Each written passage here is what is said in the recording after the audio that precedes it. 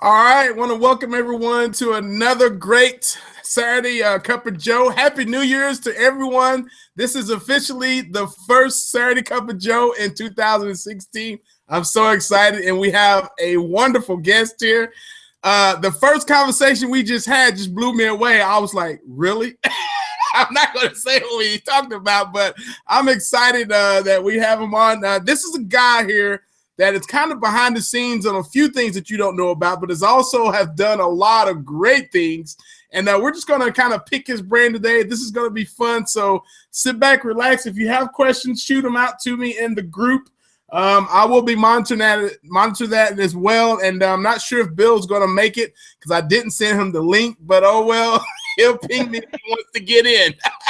So with that being said, I like to bring on Roland Frasier. Man, how are you doing today? I'm doing fantastic. And yourself? I'm doing wonderful. Wow. So let's just get it started. I'm gonna get started. Where did you grow up? I grew up in Richmond, Virginia, and in a small mountain town called Covington, not too far from there. Covington. What's the population of that place? It's like what I is think it? it's about 5,500 when I was there.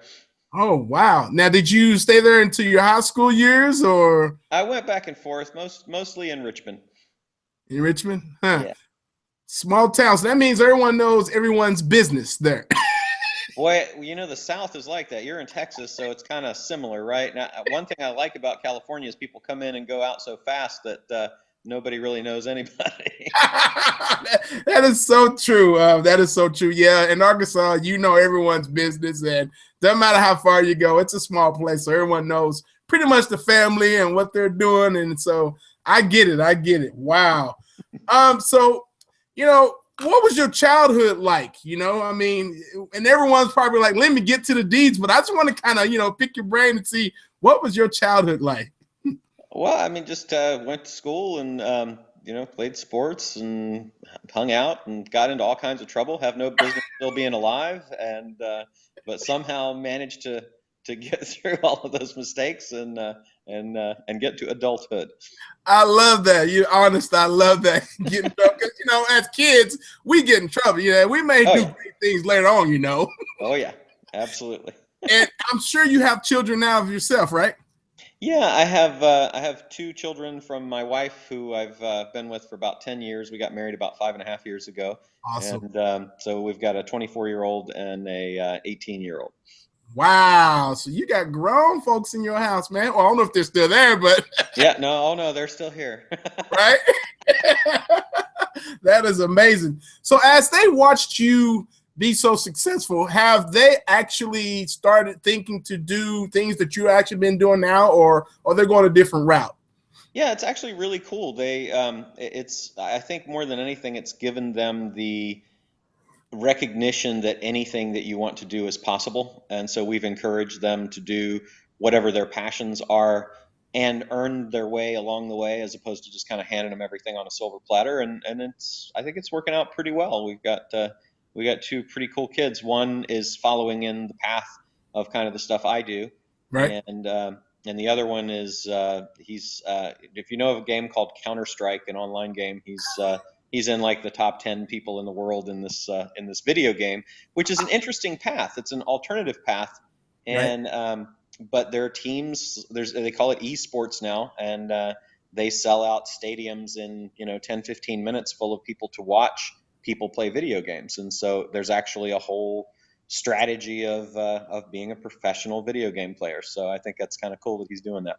There's a lot of kids who are into that these days. So my question for you, Roland, is have you figured out how to monetize that yet? Well, we went to TwitchCon, which was the very first one that Twitch held a few months ago, and we're exploring all those possibilities. So haven't cracked that code yet, but we're definitely on it.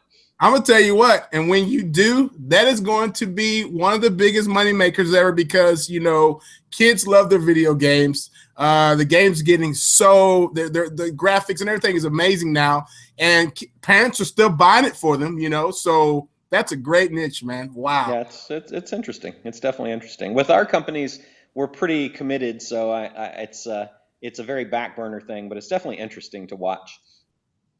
Awesome. So do you have any brothers or sisters, anything like that? I am not anything but an only child. So Wow, that it makes sense now. Okay. I was reading some things on you and I was like, this guy is incredible, you know? And I was wondering, how in the world does he have brothers and sisters? Are they going to be able to keep up with him? And I get it now, you know? So when you was a child, did you get fed a lot of information, or is this something you just did because you were bored and being the only child? no, I wasn't really bored, but I've always been very information consumer oriented. I was I was reading 30 Days to a More Powerful Vocabulary when I was in sixth grade and doing my book reports on those kinds of things. So I was definitely a twisted child, and um, I got my real estate license when I was 18. I got my insurance license when I was 19. My securities license when I was 20. So I was always, I was doing real estate development at 18. So kind of weirdly motivated. My dad was and still is actually a tax attorney. So I had an exposure to business and through all the deals that he did and things like that. And it was pretty contagious for me. Wow, I was going to ask you, you know, was there a family member who kind of motivated you to move in the direction that you were in? But that totally makes sense since your dad was a tax attorney. You kind of saw the ins and outs of different businesses, and you kind of learned a lot from that, right? I really did, absolutely. And then the two things that or maybe three that were kind of childhoodly motivating. One was back in the days of cassette tapes. In the back of Oh, his car, right. he had a program called The Psychology of Winning by Dennis Waitley, and I listened to that, and that was the first time I'd ever heard of like goal setting and all of those kinds of things. And I just that stuff just blew me away. I was like, oh my God, this is just so awesome. And I really delved into that and ended up meeting Dennis and representing him as a client and then becoming a friend, which was kind of fun. And then also another was he called me up one day and he said, this was probably a little bit farther along. I think I was in law school, but he said, man, I found this guy named Tony Robbins. He's got a book called Unlimited Power, and it's just amazing. And I read that book, and same thing as The Psychology of Winning, just kind of devoured it. Was like, oh my God, that's amazing. And then interestingly enough, ended up representing Tony for about 12 years as his attorney as well. So it was like just truly cool to discover those things. Those had a tremendous impact. Wow. Tony Roberts and wow, and all these big names you're mentioning. Let me ask you this: do you still continue to read right now? Oh yeah, absolutely. How many books are you at, like a month or so? I'm not like I'm a very methodical, soak up the information kind of reader. I know, different things work for different people. I see people saying, you should read, 100 books a year and a book a week and all this stuff. And honestly, I just don't see how you could possibly get the information and put it to use if you're going at that kind of speed. So I go basically not on any set schedule. I go through the time that it takes me to truly absorb something that I'm interested in. And I read a tremendous amount of blogs and online things and videos and stuff like that because in our industry, to stay up on all that stuff, you really don't get a whole lot of books that have it. Books for me are more strategically oriented, like, 0 to 1. Peter Thiel's book was one of the better books I've read in a long time. There's one that I've just been hearing a whole lot of great stuff about called The 6 Month Fix that I'm just starting. And this is a guy that basically goes into distressed companies and has kind of a bag of tricks to fix them. And so I think applying that, and I've heard really good things from the folks I know that have read it. And so applying that to the businesses that we've got and seeing what really could, if somebody came into our business and looked Right. at it and was going to fix it, this is what they would do. And I think that'll be pretty cool. Wow. So tell us your passion. I know I kind of read what your passion was, but tell us a little bit what your passion is, my man. I have a few, business is definitely a top passion. If I did not get paid to do what I do, I would still do it. I'd try to figure out some way to earn money another way so I could do this. Right. But it's just awesome. I really love um, I love finding a situation or a person that needs help and figuring out how to get to the end goal. So I'm a big fan of what's the end goal and how do we reverse engineer our way to the solution that everybody desires. On a personal level, Travel's a passion. I've been to about 146 countries now. I want to visit them all. Photography, I'm a big fan of that, and I'd say those are probably my big ones. Wine, I'm a pretty avid wine consumer and collector, so Really? All right. that's pretty fun. Yeah. Man, so you like to fix things. That's what I'm hearing. You kind of see a situation where you want to kind of, let me ask you this. Do you get to the point where you say there is no issue? There's always a situation that you can fix? I wouldn't say I don't like alwayses or nevers with anything. Right? So I'm sure that there are situations that I mean I've encountered situations where the people are unfixable. In other words, they're just not willing to do the things they have to do to make the changes to fix something. So I'd Right. say that's, there are situations like that, but I do believe there's always a solution. And I'm particularly a fan of walking into the fire, so if everything is all messed up and everybody's yelling and screaming and fighting, I like going in and bringing calm and reason and a logical solution to those challenges. I find that to be kind of fun. Very nice. Wow. You're one of those, I'm not scared of anything. Guys, I'm the man. I love that. So let's talk a little bit about, you mentioned your real estate in high school and all that. Where did that go after high school? Did it lead into college too as well? Were you still doing the same thing? Kind of. So I started selling real estate as a real estate agent and then broker, and then I started doing syndications as I started seeing opportunities to do development. So Right. basically, I would raise money. So that's why the other licenses come in. So I would basically put together a limited partnership, raise the money for the partnership with my securities license, sell key man insurance to cover the people that were key in the deal with the insurance license, and then sell and acquire the real estate and do developments. So we did, several thousand houses over me and my partners over a few year period. And and then a kind of a forgotten passion from about 15 to 42 years old. I played keyboards in a cover bands, so we'd play out in bars and things like that. I So love it. I was doing my real estate school, then real estate, and then from about 9 or 10 to 2 in the morning, I would play 4 nights a week out in clubs and stuff. So yeah, that was all high school and pretty much college as well. During right after college, I graduated with a degree in accounting.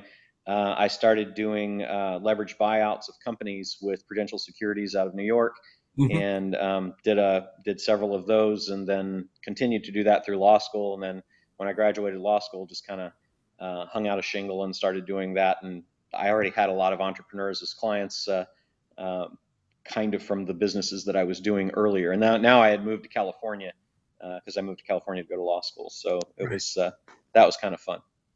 So you're in the law school. Did you ever practice law, or did you just open up your own, or what went from there? Yeah, I opened my own. I had an offer from the Securities and Exchange Commission in D.C. to go work with them, and it was kind of a hard decision. But I decided, and I read an article in California in the National Law Journal that said there's one attorney for every 300 people in California.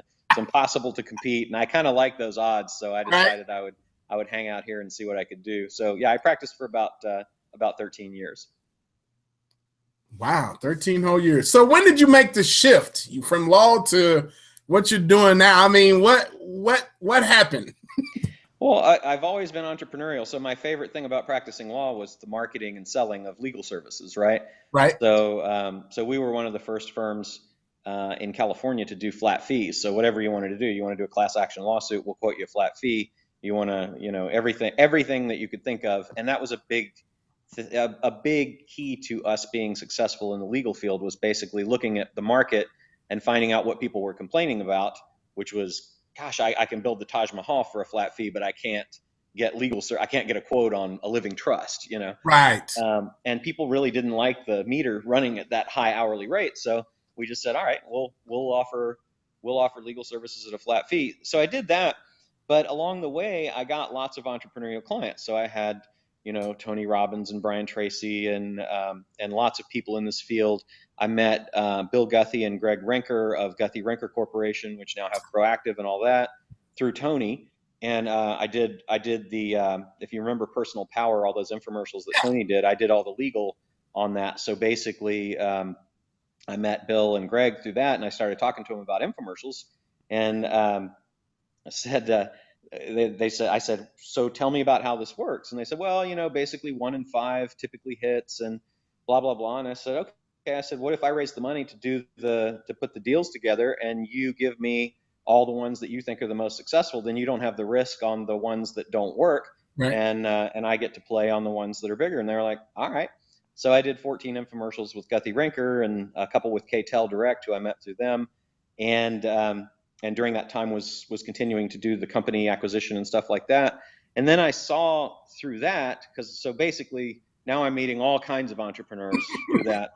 And I had a guy that was doing a direct mail program in California. If your property value goes down, then you can appeal the property tax assessment. And he was doing that for a flat fee. He came to me for legal services, and I saw a bunch of opportunities to improve his business. And I said, look, I said, instead of paying me money, I think we can do a whole lot better than you're doing. Why don't we baseline what you're making right now, and I'll split the profits with you on the changes that I make 50-50. So you got nothing to lose and everything to gain. And he was like, all right. And so 9 months later, we split up $1.8 million, and I got my $900,000 for my 9 months of work. And I was like, that's pretty cool. I love it. That's pretty fun. Yeah. So that got me actually into direct mail, and I've been doing direct mail now for 21 years. So online is wonderful, but there's still a ton of money offline. We send about 1 million pieces a month of direct mail. Wow. And the folks that are listening and watching right now going, are you kidding me? Wow. Direct mail is still alive, folks. And you're hearing from the man right here itself. Wow, that's amazing. So you guys are what industry are y'all sending this stuff out to? Actually in everything. So what you'll find is it depends on what you're doing, but like in a cold market, I do it in the legal services. So if you're familiar with LegalZoom, I kind of have LegalZoom via direct mail. Right. But we just met, and I don't know what your folks know about me, but I own a company now with 2 partners called Idea Incubator, and it owns a company called Digital Marketer. This is I'm going to get into that. That's good stuff. Yeah. This is with Brian Dice and Perry Belcher. And then we have another company called Native Commerce that does a lot of stuff online. And we were just meeting. We have a war room thing that we do that's a mastermind, a high-end mastermind. And I actually just got back yesterday from Las Vegas doing that. And that's Ryan and Perry and Frank Kern and I own that business. And we just plotted out a really extensive direct mail campaign to sell 50 seats in a higher end version of that mastermind at $100,000 a piece. So we'll basically have, and that won't be marketed any way other than direct mail and a live trade show. So if you've got buyers and you're not direct mailing them, then you're just leaving a ton of money on the table. In a cold market, it's harder. You have to have a high enough end offer and a really good funnel, but it absolutely works. So we do it in everything from beauty products, health and fitness, masterminds, men's clothing, legal services. It works. It's just a channel. So it's not one that many people use, and that's what makes it so awesome. Wow, now we know, thanks to you, my friend.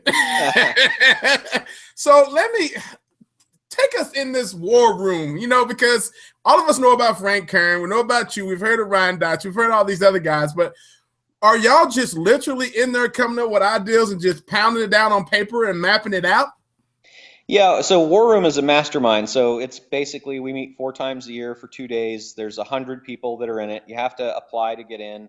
It's only 7-figure plus businesses. We have people in there like Beachbody, which does $500 million a year, right. Bank, which does almost $1 billion a year, and then we've got people who are in smaller businesses but are really up and coming fast, and probably the sweet spot is maybe 3 to 50 million in gross. And so we get together, and all the things that Frank and Perry and Ryan and I learn in our businesses, we and our teams basically present the cool things we've learned, and then we let everybody else tell us the cool things they've learned, and then everybody says, hey, what's your biggest challenge?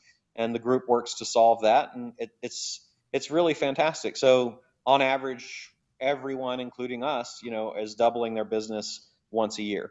So, which gets, sounds easy to double your business when you're at 50,000 to 100 to 200, but when you're in the 20, 30, 50 million range, it gets a little more challenging. Right. Well, man, that's just so. What is your vision for what you're going to do in the next 2 years? I mean, I know you guys have certain things that you're doing with your businesses, but are you still continuously trying to build more assets out there, or just expand on what you have now, or are you continually trying to get new businesses opened? Yeah, it's kind of both.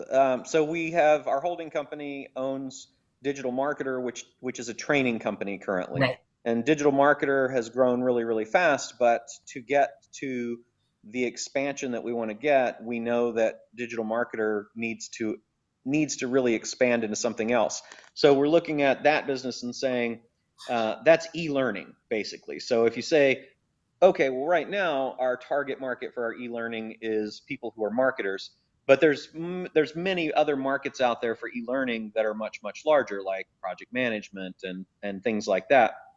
So, Digital Marketer this year will become a subsidiary of a bigger company that is an e-learning company, which I can't say the name of yet, Right. but and then that company will start to um, we've got a physical like terrestrial expansion, so we're going O to O offline from online is a big deal for us in all of our businesses. You have somewhere between 7 and 10% of all sales are online, and all the rest are offline. So if we're not doing offline, you're missing on a tremendous expansion opportunity. So we're looking at how do we do that. And from the e-learning standpoint, it's following a model of a company called General Assembly, which is a terrestrial-based learning company that's done a good job. So we're working with some educational institutions and things like that to get our programs there and then expand beyond that. On the other side, there's a company called Native Commerce, and Native Commerce sells things in pretty much any market you can imagine. Our growth strategy there is we seed new sites that we think we're interested in going into, and then we kind of see how they go. And Right. as they start to percolate up in the traffic, we'll actually create offers for them and build funnels out. So over there, we planted 60 of those sites in Q4 of 2015. In this first quarter of 2016, there'll be another 60. So we're in weddings and baby stuff and pets and pretty much anything you can imagine. So that and a wholesale company version of that, and then intellectual property, brand building, and licensing are the big initiatives over there. And Right. then we have a company called Boost Equity, which is basically a portfolio-based company. So we provide the services that we know how to provide to really add growth.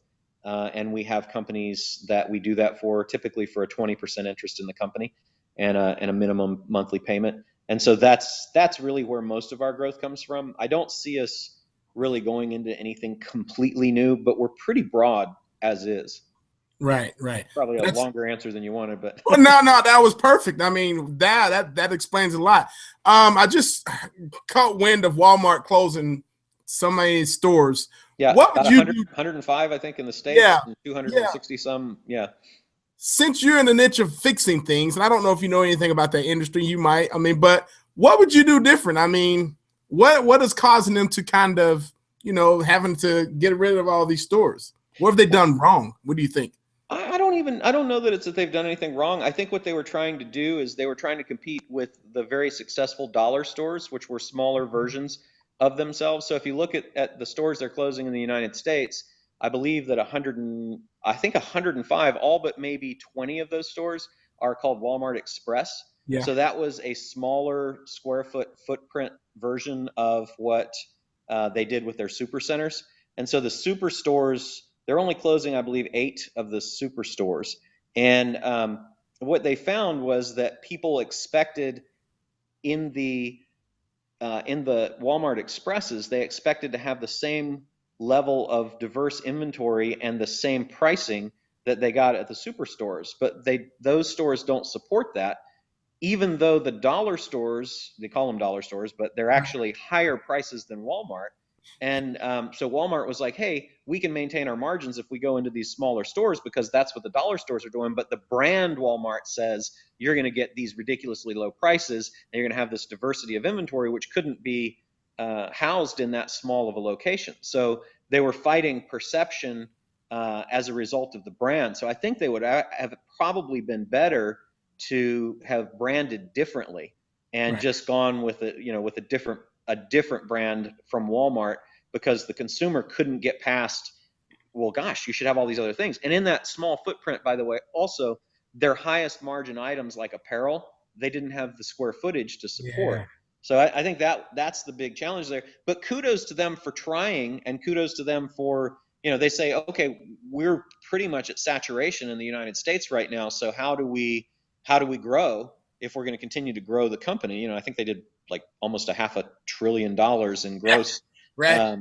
But that's not enough. So how do we grow? Because when you're a listed company, Wall Street wants you to have more blue sky, or you'll get your stock price will get hit. So I think it was really smart, but I think if they had done a separate brand, that would have been a really good way to go. And if they could have figured out how to carry more high margin items in the store, I think that would have been a good thing. But for trying that as a channel for expansion, maybe not trying it with so many stores would have Right. been a good idea. But I think they did a pretty good job. Awesome. So, with all the things that you've learned, Roland, is there a such thing as a bad economy for you? No, I think I think a down economy is full of opportunity. I really do, and I keep reading all the stuff. China's down and ISIS is this and all that, but there are people that make money in every market, and all you have to do is, here's the challenge: you have to be able to adapt to the changes, and most people don't like that. And I got to tell you, I think I have in Ryan and Perry, I've got two of the most brilliant partners for adapting. We do things that are going amazingly well, and they'll be like, no, we need to do this different, this different. And I'm like, yeah, that's actually right, you really do. So it's that helps a whole lot. Right. Nice. If you don't have the vision yourself, then get partners that have it. Right. I mean, that makes sense to me, because you might be going one direction and they're like, no, let's try this, and normally they're always right. Yeah, it's pretty cool. Awesome. So if you lost everything, I'll always have like to ask this question: what would you start over with tomorrow? Yeah, that's an interesting question. I think the easiest thing to do is to find people who are doing things successfully and figure out how to add value to those people. So I know for me personally, I'm a really good strategist. And so I know that from that very first deal that I did with that guy, let's split the money, I would go in, and we actually still do this with companies. I would do exactly what I do now. I would go in and I would establish value, and I would give, and then I would partner.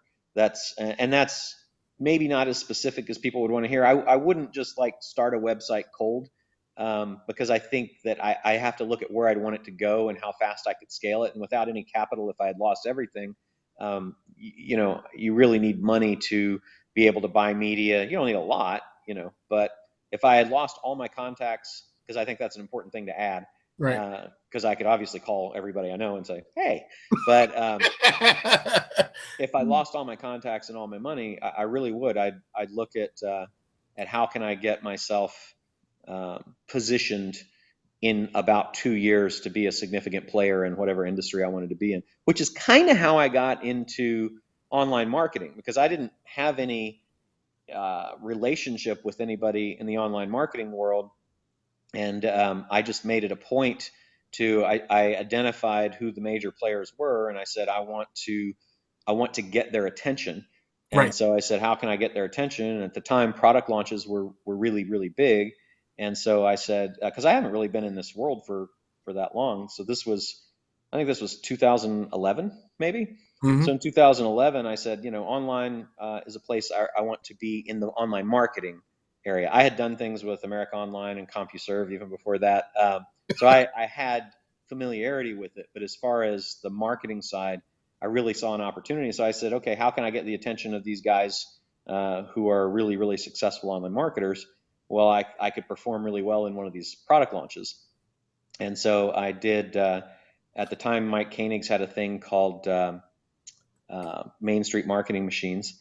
And I was traveling, the volcano in Iceland exploded, and I was stuck in the airport in London. And I just looked online for something, and I saw he was doing that launch, so I signed up for it.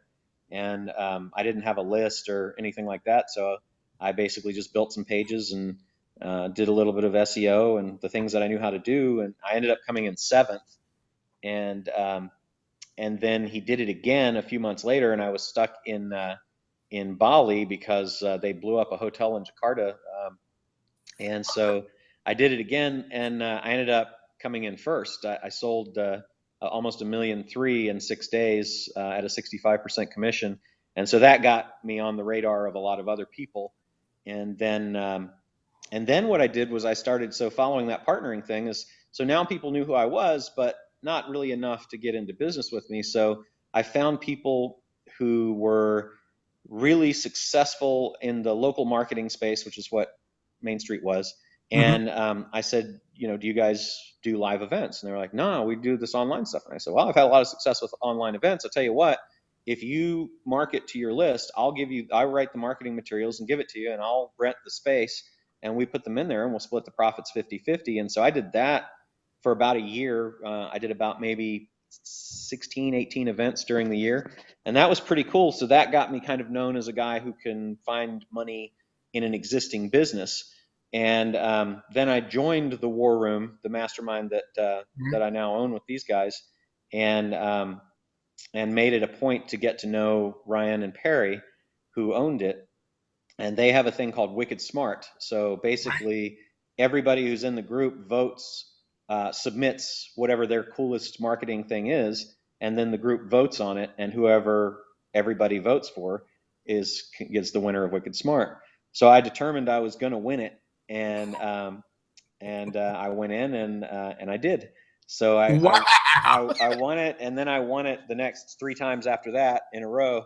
And that I finally had Perry come up and he said, hey man, we need to have dinner, and you need to sit next to me.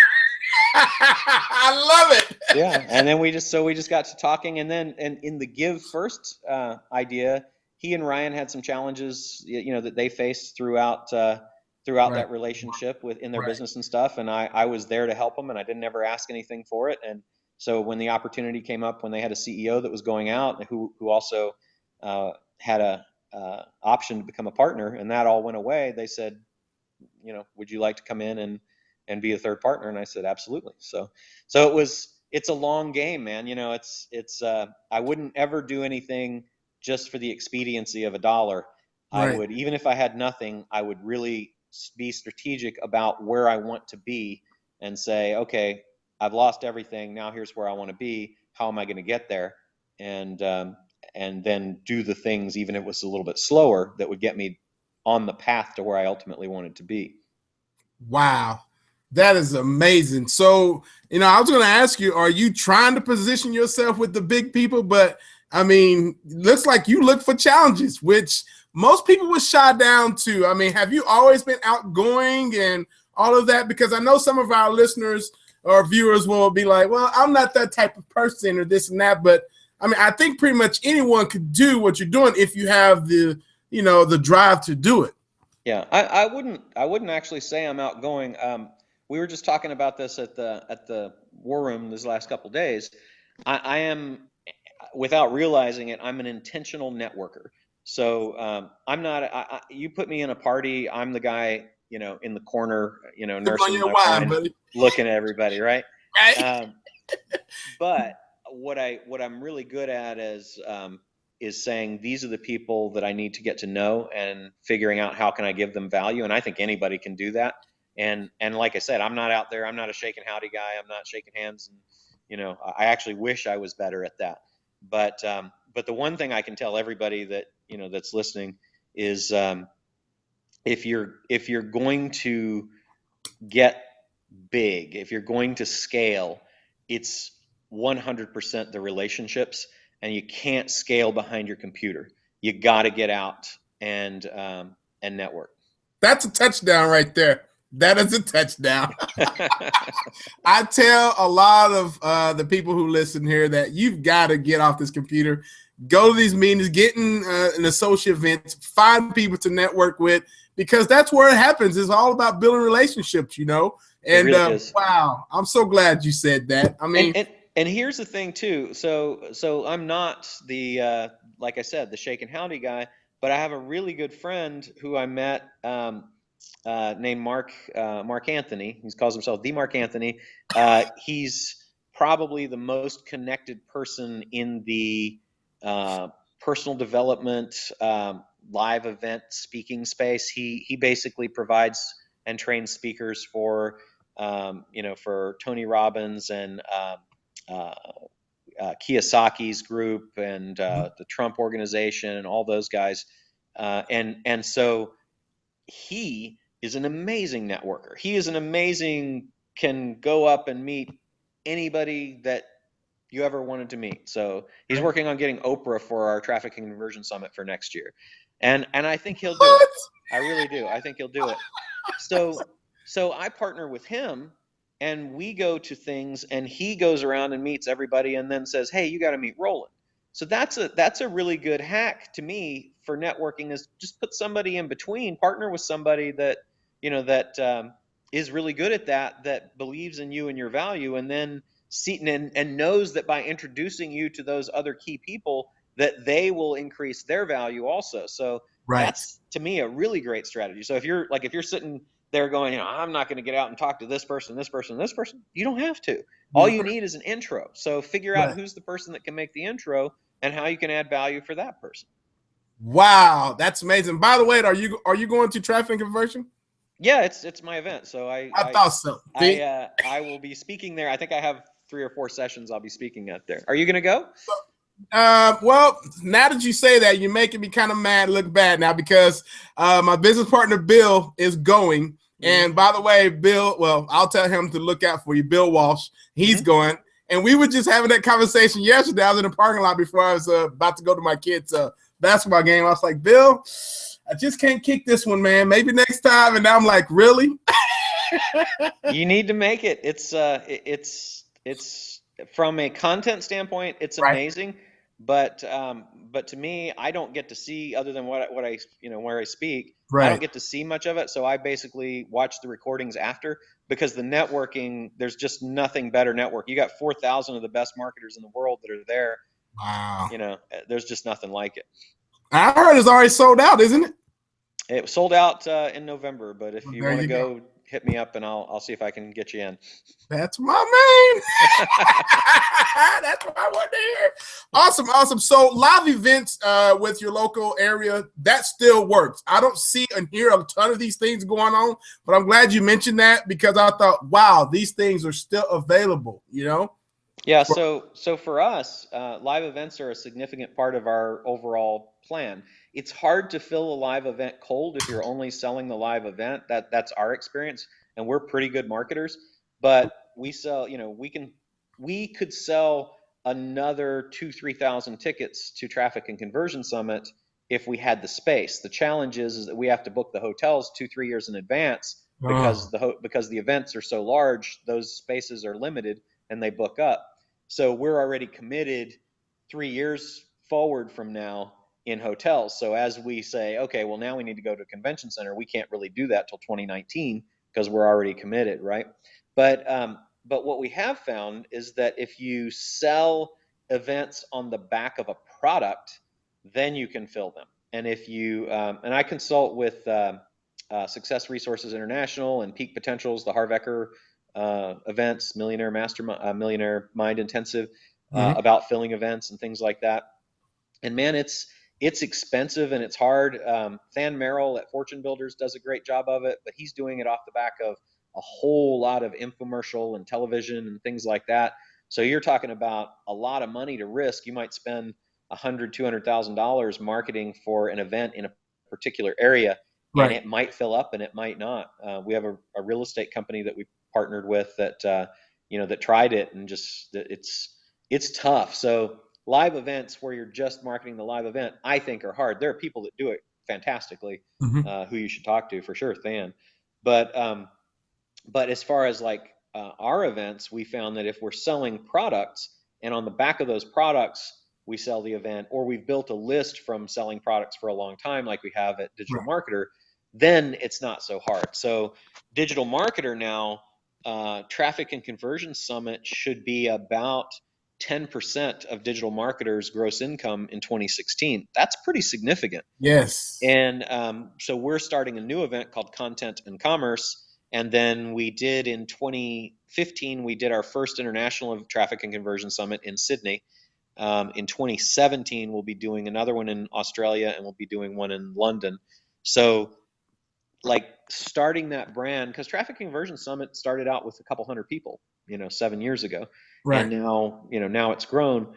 I think as long as, again, you're intentional and you say the end goal is I want to build a brand and I want to build an event company, then I'm going to build my first event. I'm going to start small. I'm going to make it amazing. I'm going to differentiate it and then grow that. Then when it gets to its critical mass, which is where TNC is now, go international, which we've done, and then add complementary events that all the people that know about this event will want to go to. So we'll sell, I think we're targeting 700 seats for content and commerce. Mm-hmm. And so that will be our first content and commerce. But at the end of the day, we'll end up with about, on our schedule, I think we've got about maybe 22 events that we'll have by 2018. So it's having that long-term vision. How am I going to get there? Reverse engineer. It's common theme, right? Where do I want to be? How am I going to get there? Wow. Last question, and I really do appreciate you coming on here because I know you're busy, man. You are always traveling. So when you're traveling, speaking of traveling, when you're out doing your thing, are you actually doing business when you travel? Oh yeah, absolutely. It's just funny. I was telling my wife the other day, no matter where I go, it seems like if and I'll post on Facebook usually when I'm traveling. I'll have people that find out that I'm there, and you end up meeting, and cool things happen. I was in Boston, New York, Orlando, Las Vegas, and San Francisco in the last 60 days, and all of those places that I went, people, new people come, new opportunities. It's really cool. It's all about momentum. I think Right. if you develop a momentum and you get in the flow of things, then it all washes over you, and you basically have the opportunity to take what you want, that is the most interesting, the most impactful for the people that you want to help, and the most fulfilling for yourself to do. And that's a super cool place to be. Wow, there you go, ladies and gentlemen. You've heard it from the man himself. This has been a wonderful interview, and I really want to thank you for coming on here. I mean, wow, I don't know if anyone else is going to top this first one. This is powerful stuff. Yeah, man, nothing but kudos to you, and congratulations on all your success. And I know you have not even thought about slowing down. I know you've got everything planned to do in the next year or two. So awesome job in actually being a super dad and getting your kids involved. I love to hear that. That's just amazing. I think it's the greatest gift you can give them is the ability to have the freedom to do what they want to do with their lives. And man, there's just nothing like being an entrepreneur. It's nothing like it. So that being said, everyone out there, thank you for showing up today at our new time. And we'll be back real soon. And Roland, man, hopefully I can get hooked up with you at Traffic Conversion. I might have to change my mind now, You better get out there. Let me know, and I'm happy to take care of you. All right. Well, appreciate you coming on, man. Have a great day, and we'll see you soon. All right. All right. Thanks.